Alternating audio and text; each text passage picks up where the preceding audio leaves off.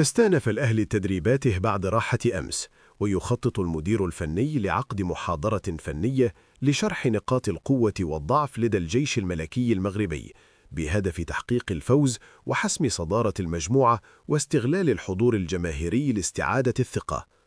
الجهاز الفني يدرس إمكانية الاعتماد على يوسف بلعمري أساسياً بعد ظهوره المميز مؤخراً، مع وجود تردد بسبب حاجة اللاعب لتطوير أدواره الدفاعية.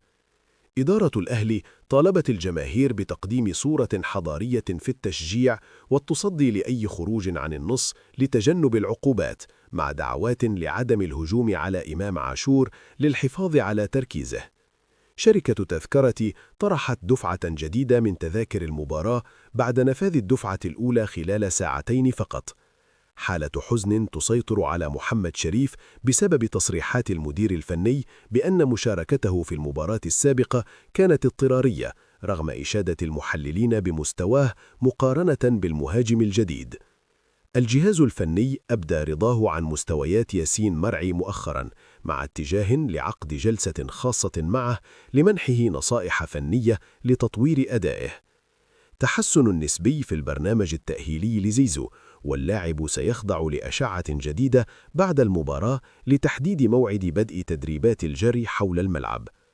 وكيل ديانج أكد تلقي اللاعب عروضاً من الزمالك وبيراميدز، لكنه رفض اللعب لأي ناد داخل مصر غير الأهلي.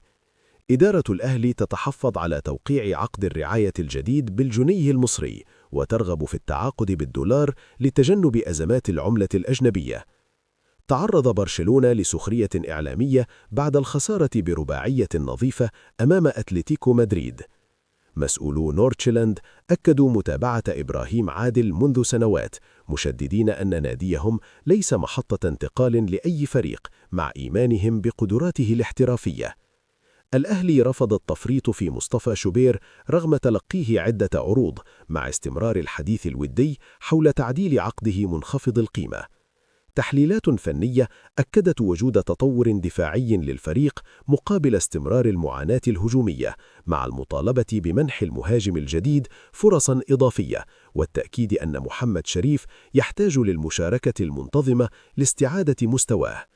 توقعات فنية تشير إلى صعوبة فوز الزمالك بالدوري رغم المنافسة الحالية، مع اعتبار الأهلي وبيراميدز الأقرب للتتويج. انتقادات لأداء بعض لاعبي الوسط دفاعياً، مع التأكيد أن الحكم على المهاجم الجديد ما زال مبكراً رغم أرقامه المحدودة في مشاركاته الأولى.